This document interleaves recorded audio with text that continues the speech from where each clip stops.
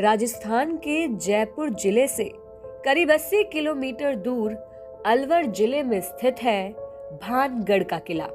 ये किला अरावली पर्वतमाला की पहाड़ियों से घिरा हुआ है। भानगढ़ का किला देखने में जितना सुंदर है उतना ही डरावना और भयभीत करने वाला है। ये भारत के सबसे डरावने स्थानों में गिना जाता है। भानगढ़ किले को लोग भूतों का गढ़, भूतों का बसेरा भी कहते हैं। यहाँ तक कि पुरातत्व विभाग द्वारा भी सूर्योदय और सूर्यास्त के उपरांत किले में प्रवेश न करने के संबंध में चेतावनी जारी की गई है। भानगढ़ के इतिहास की बात करें तो सन 1573 में आमेर के राजा भगवंत दास ने भानगढ़ किले का निर्माण करवाया था। निर्मित होने के उपरांत भानगढ़ का किला लगभग 300 वर्षों तक आबाद रहा। उसके बाद ये ध्वस्त हो गया। इसके ध्वस्त और उजाड़ होने के पीछे कई कहानियां प्रचलित हैं, जो यहाँ के लोगों द्वारा सुनाई जाती हैं। पहली कहानी के अनुसार जहाँ भानगढ़ किले का निर्माण करवाया गया, वह स्थान योगी बालूनाथ का तप स्थल था। उसने इस वचन के साथ महाराजा भगवंत दास को भानगढ़ किले के निर्माण की अनुमति दी कि किले की परछाई किसी भी कीमत पर उसके तप स्थल पर नहीं पड़नी चाहिए।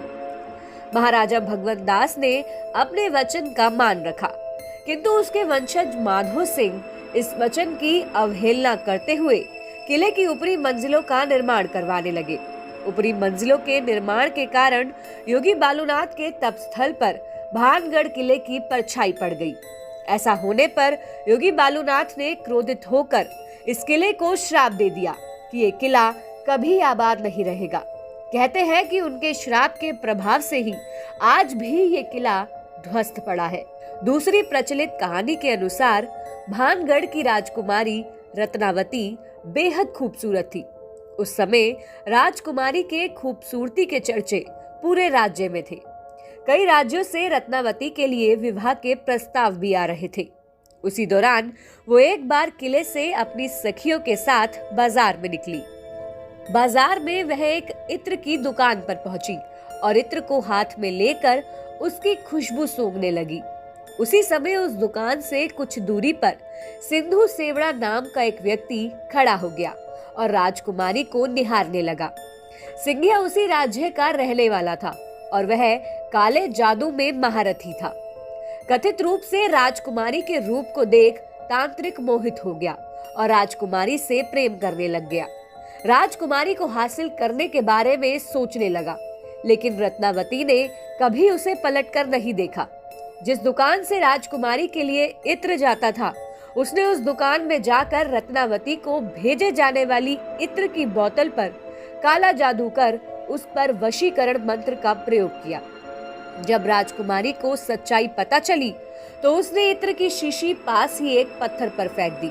इससे शीशी टूट गई और इत्र बिखर गया। काला जादू होने के कारण पत्थर सिंघू सेवड़ा के पीछे ही लग गया और उसे कुचल डाला। सिंघू सेवड़ा तो मर गया, लेकिन मरने से पहले उस तांत्रिक ने श्राप दिया कि इस किले में रहने वाले सभी लोग जल्द ही मर जाएंगे और दोबारा जन्म नहीं लेंगे। उनकी आत्मा इसी किले में ही भटकेगी। आज 21वीं सदी में भी लोग इस बात को लेकर भयभीत हैं कि भानगढ़ में भूतों का निवास है। कुछ लोगों को लगता है कि कोई उनका पीछा कर रहा है और उन्हें पीछे से थप्पड़ मार रहा है। वहां से अजीब सी गंध भी आती है, ऐसा स्थानीय निवासियों का कहना है। इन्हीं कारणों की वजह से सूर्यास्त के बाद दरवाजे बंद हो जाते हैं और किले में एंट्री बिल्कुल बैन हो जाती है।